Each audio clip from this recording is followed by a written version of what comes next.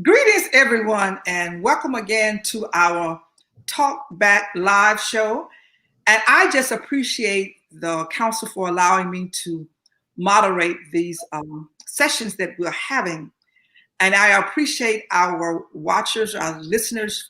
I thank you for your comments and the things you have said, how these sessions have helped you. So once again, we're here.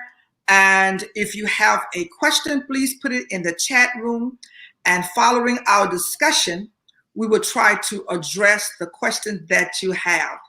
Well, today we have our media director for the Mississippi and Western Tennessee District Council. Greetings, Elder Markell. How are you doing today? I am doing well, Dr. Housley. How about yourself? I'm doing well. It's a blessing just to be here on today.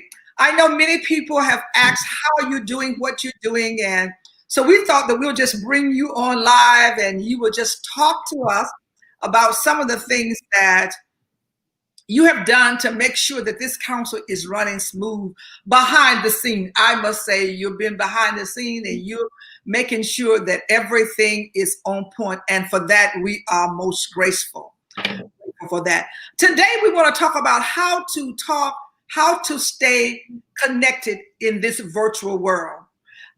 We found ourselves pre-COVID, we committed church and we could fellowship, but now we find ourselves doing everything online. So I want you to talk to us about today. Our conversation will be talking about how we can stay connected, how we can do it virtually in this virtual world. Now, I must say that you are our media person for TOP. Plug in as well. Plug in as well. Got to put that in as well. And so when we came together, I want you to first just talk to everybody about where we were at first and where you have moved us to. And I got to say to our audience that Elder Markell, even though he's a Jacksonian, and we have that problem as well. We've been in Jackson State and we've been Mississippi Valley, but it's all in love and fun. So you did not go to school for this, right? Absolutely not. I have a degree in biology with a pre-concentration in pre-medicine. Has nothing to do with what I'm doing, but God literally, during this pandemic, God birthed this into me overnight. And God will do things like that when he knows that he's going to get glory out of it, when he knows it's going to help the kingdom. He will give you a skill that took most people 10 to 15 years to gain. He literally gave it to me overnight. So I know you were talking about pre-COVID. You know, we were so used to coming to church together. We were so used to coming to prayer together. We were so used to just doing everything that we wanted to do in ministry together. We were used to even being able to have a funeral, everything. We were always able to come together. And so after COVID came, it was like a whirlwind to the body of Christ. It did something that we thought would never happen, and it shut the building of the church. Now, the church never did close, but we had to close the church doors to make sure that we were safe. Now, if I can just be real, we're being real today. It wasn't really the Baptist church that needed to close. It wasn't the Methodist church that needed to close their doors. It wasn't all these other churches, but it was us, the Apostolic Pentecostals, that needed to be shutting down. Because if you know us, when we come to church, we're going to buck, we're going to holler, we're going to spit, and we're going to roll and be all over each other. And we will end up creating our sanctuary to be a breeding ground for COVID-19. So to make sure that we didn't create that breeding ground, we had to shut the church doors. It was a must. But even in shutting the church doors, it pushed us to somewhere where we had to adjust quickly to virtual ministry. And I know there's a false narrative, and I hear it so often that this is new. And virtual ministry, I want to tell you, if you've been saying that this is new, I want you to repent in this moment, because it's not new. Virtual ministry has been here for years. We were just in a different place where we haven't caught up to it. So virtual ministry has definitely been here for years. All these platforms that we are able to use, It's been here for years. And so God really positioned us to get his name in places it hasn't been. All right. So talk to us about where were we before we are where we are now. So if there's somebody that's thinking, well, I can't do that, let them know. I want to assure them that you can do this, and it's just not a lot of whatever. Come on, talk to us. Absolutely. At TOP. I just want to talk about. Yeah, we're gonna talk about TOP. As most of you all know, this is my pastor, Dr. Housey, and we have a would be classified as a small ministry in Cleveland. And so when we first the pandemic first started and we shut the church doors down, when we shut the church doors, we first started on a conference call. We didn't have the big live stream going on. We didn't have any recordings. We didn't have any of that. We started straight from a call. We were having church on the phone for the first week. And we began to build from that as we began to look into things, as we began to look for more platforms, as we began to invest in virtual ministry, which is another thing that you eventually, after you begin to build, you want to start investing in that ministry. But it's okay to start small and build your way up. So, as you were saying, we first started with the conference call. So right. Tell me, how can they get a conference call number? Oh my God, conference call number. Free for them. Yes, there is a website called freeconferencecall.com. You don't even have to use freeconferencecall.com. There are several websites that are out there where you can just go to Google, just type Google in google.com and pull up, just type in conference call, free conference call, and it will give you like lists of different websites that you can use for a free conference number. Conference calls, you can have a whole service on a conference call. You can have your business meetings on your conference calls. You can have prayer together. You don't have to come to the church anymore to have prayer, but you can be in the comfort of your own home and just do a conference call. So it's very simple to set those numbers up. Once you set the numbers up and get an account, the number will stay the same, so that once you give that number out to your constituents, to your members in your body, they can save that number in their phone, and then they can just they can put on their phone that this is my church number, and I can just call in when I know that we're having church, or if we're having prayer, or we're having a meeting. I can always dial in on this number, just like with Bishop Jones, the conference call that he does every is it Monday and Wednesday. That number does not change. You can save that number in your phone, and it's really easy. This is Bishop Jones' number. I know it's 7 o'clock, time for me to get up, hit that number. I'm on. All right. And you can also record on your free conference call if you have a meeting or anything that you need recording on. So we started first with a conference call. Yes, I remember those days very vividly, that the same call in. And we had the ability to mute everybody so I could minister, or the minister could mute. And we had the praise team was singing on the conference call. If you don't mind me interjecting right here, what you said about ministering, another thing about conference calls, you want to make sure that you have somebody that is manning that board, that has a computer, and they're able to look at the conference call line during the time that you all are on. Because, you know, people, when they call in on conference calls, they have so much different kind of background noise going on. The dog is barking, they're shutting doors, they're rambling keys, they got static in their phone. So you want to be able, conference calls will show you which line is actually making the noise, and you can go in and mute that so that it's not a hindrance to the word that's going forth. So I just want to put that little piece in. Thank you for interjecting that. Now, also, I want you to talk to us about how we found out different ways of giving, because we had to, when I came to you all, I said, you know, I believe things are shutting down, and we started going to the bank and we started putting everything online. And I want them to know that we were not there. We were still struggling. Right. Yes, absolutely. Yes. The biggest thing is seasons end. We don't stay in the same season forever. So one day we will come out of COVID-19.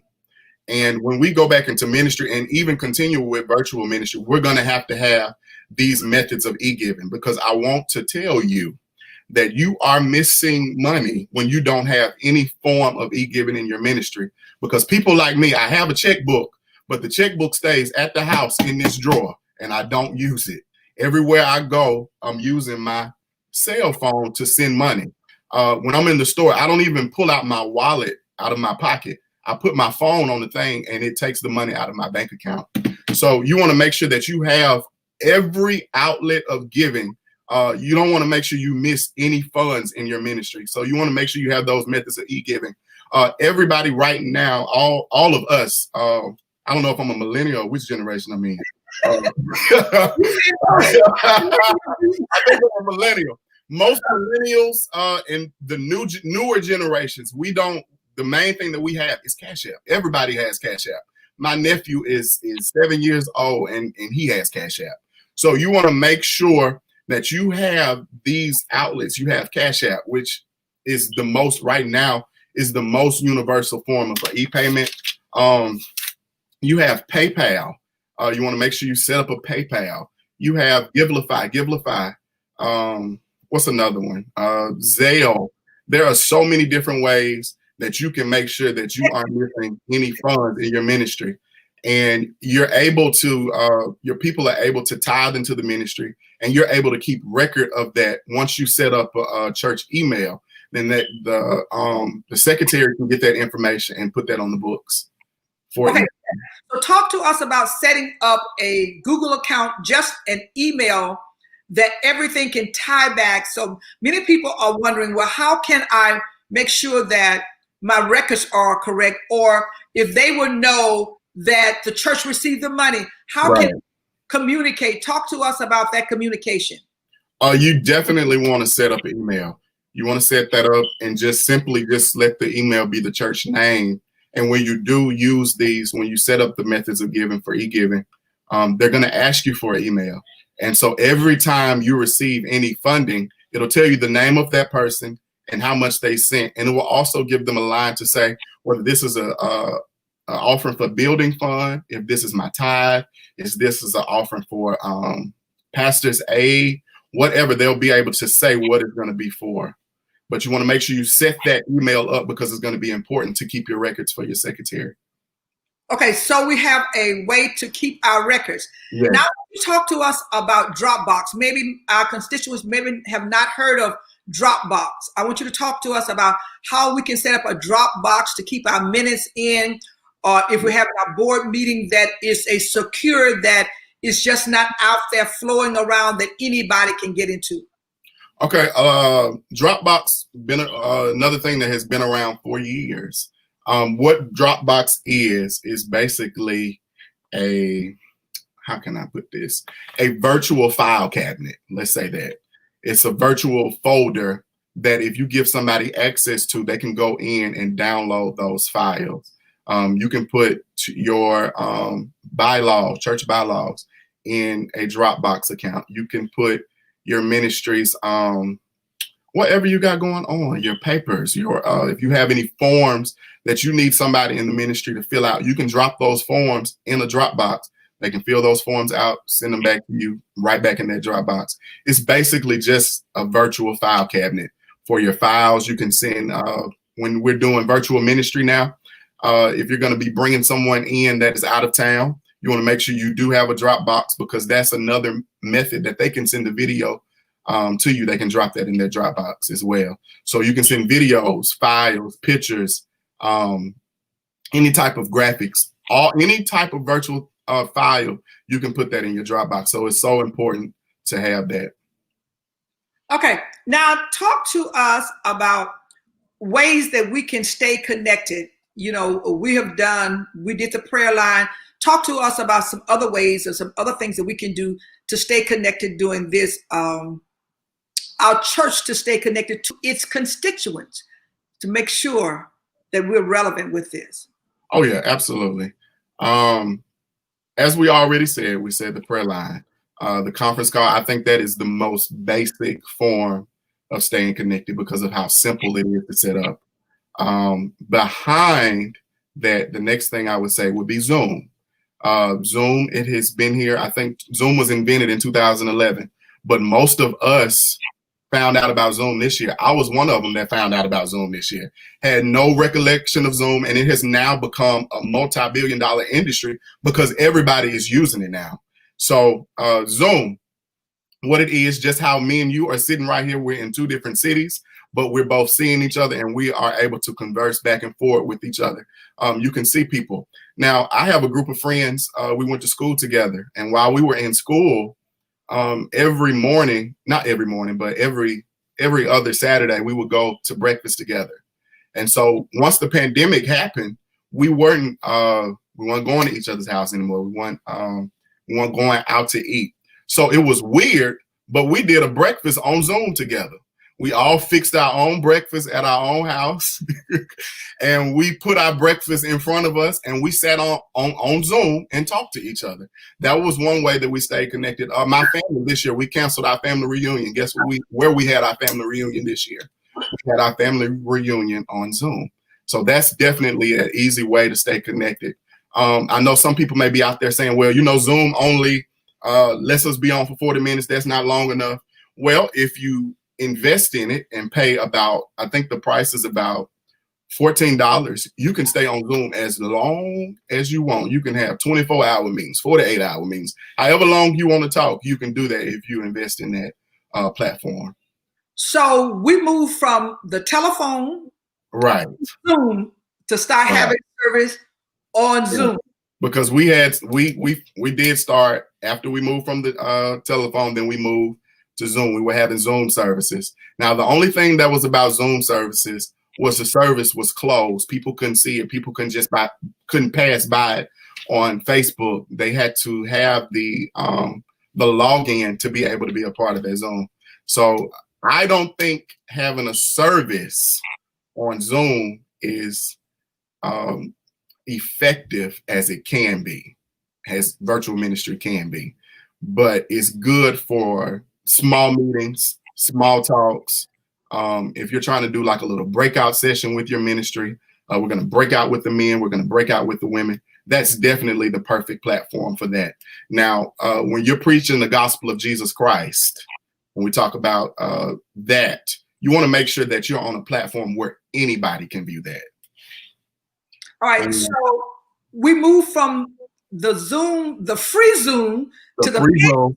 To the Zoom that we could come on Facebook. Right. So we were. You remember when we had the telephone still going on? Yes, because we were having a hard time trying to convert people who had gotten used to wanting to be on the cell phone to trying to get them to go to the next level that we were going to. So we ended up having to take our phones and put it up to the computer for the ones that didn't want to transfer over, but we were still able to connect with them. All right, you mentioned several platforms that are there that you can broadcast your ministry. And I must say, because we are a small ministry, we didn't think that it was important because we were not going live on TV, but COVID-19 just rushed us into that. Right. Do it like overnight. We called you all together. We had to do this overnight. So talk to us about the various platforms. And I know it was growing pains. We had to find the various platforms. So talk to us about the various platforms that if a church is looking for to start their ministry to go not just in the United States, but nationwide. Nationwide. Oh my God. So there are so many platforms out there that are free. And the most common platform, the most used platform with the most people on it and the most effective platform is Facebook. Facebook has 2.7 billion users that are on Facebook. There are 2.7 billion users on Facebook. So when you think about that, every time that you put your ministry message out, the gospel of Jesus Christ, you have an opportunity to impact 2.7 billion people. Now, will you get to 2.7 billion?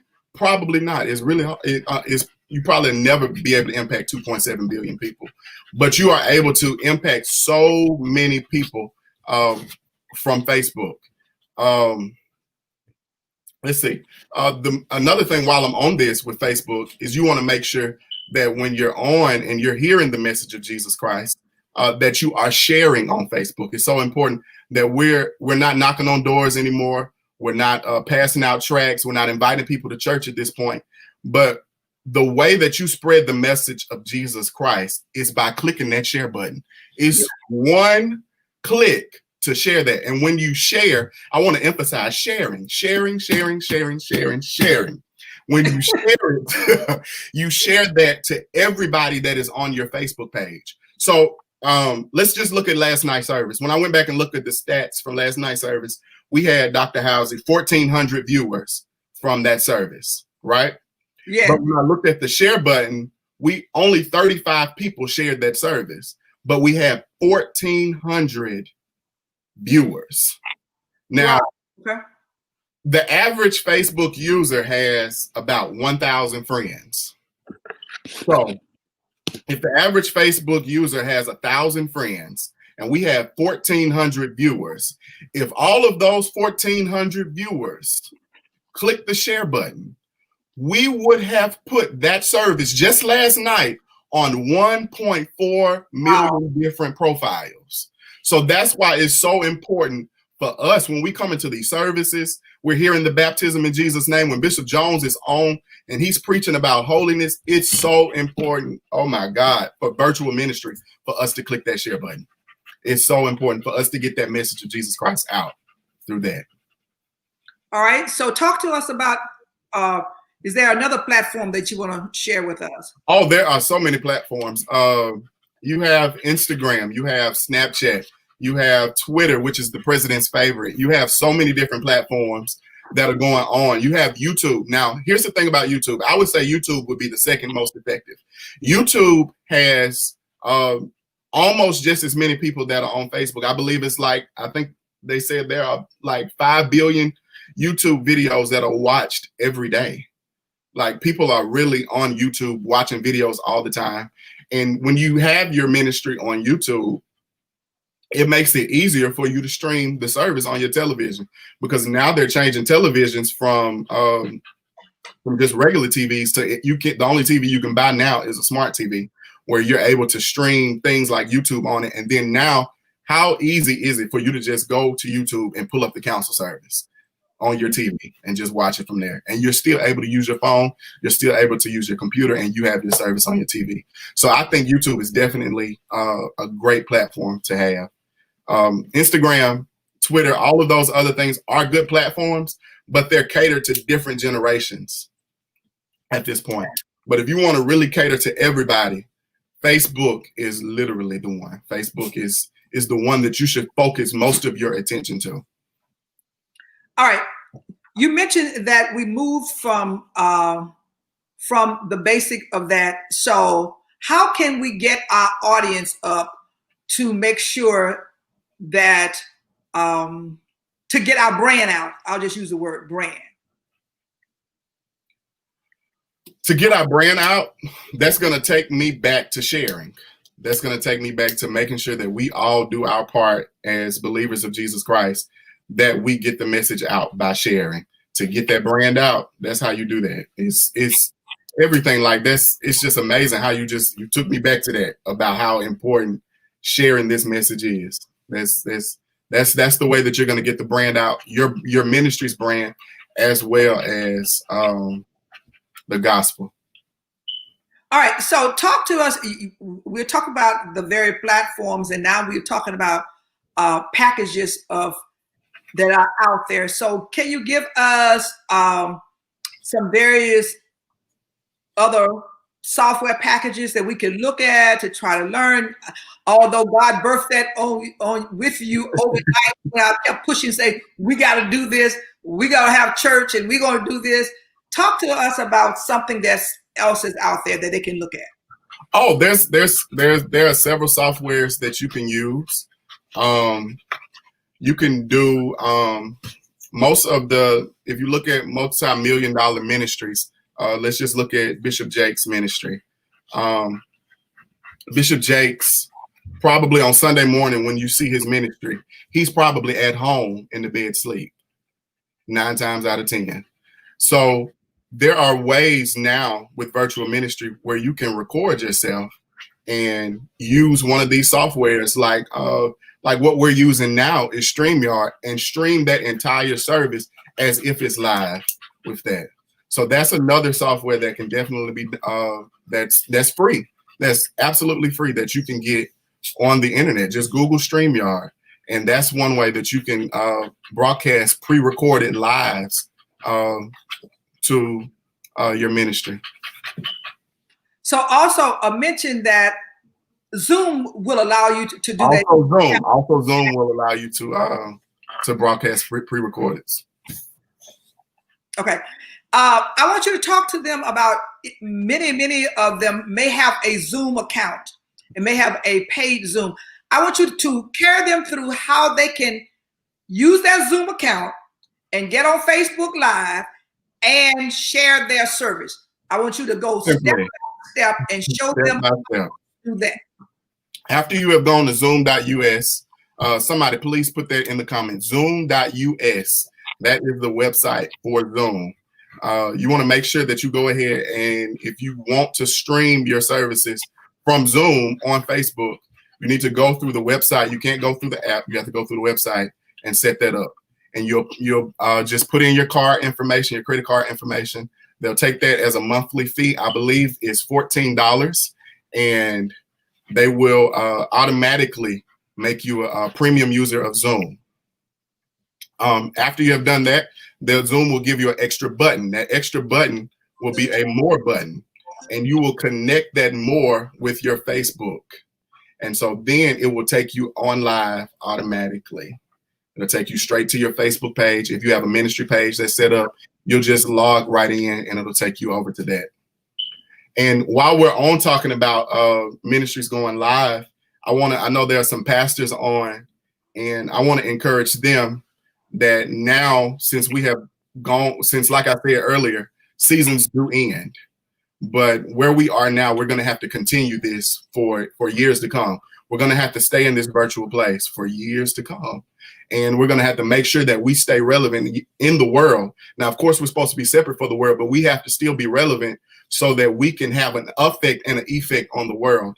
So with this, we're going to have to make sure that we still have these online ministries, these virtual ministries still going. You're going to have streams still going in your ministry, because you're going to need you're going to have to be able to have online memberships. Now, I know this is something that we haven't heard of. This is definitely new, but you're going to have an online community that's a part of the membership of your body, because there are going to be people that are in Alaska that can't get to your church, but they can receive truth from you. And those people can be a part of your online ministry. They can tithe into your ministry because you have e-giving. They can sow into your ministry because you have those e-giving methods set up. They can be a part of your prayer sessions because you have a conference line set up. They can be, they can come to your board meetings if you want to put them on like an internet staff or anything like that, because they are connected to your ministry and they are part of your online community. Wow, this is so good, but our time is out. Oh yeah, our time is out. It is. I am so sorry, audience. It is obvious that we got to come back and finish this discussion, because I wanted him to just go step by step. But I know that we're going to set up an additional time for you to come back, and we'll do a Zoom session that our council members can register and come back, and we're going to have a step-by-step training. I like to call it, like we do in educators, technology for dummies, or technology. Let's not call it that. We're having to scramble through this, and so we're going to help you not go through all those growing pains that we went through. Oh yeah. To get here. So thank you so much. I'm sorry. You all put your comments in the comment section, and we will try to answer your comments. Absolutely. I see that. So we'll have our moderator to come back and to address your comments. Thank you, Elder Markell, and thank you for the job that you are doing. It's time now for Dr. Buckley. He's in the emergency room and he's getting ready to come on. So I'll see you all in a few minutes on our next session of Talk Back Live. Thank you so very much. All right. Bless you all.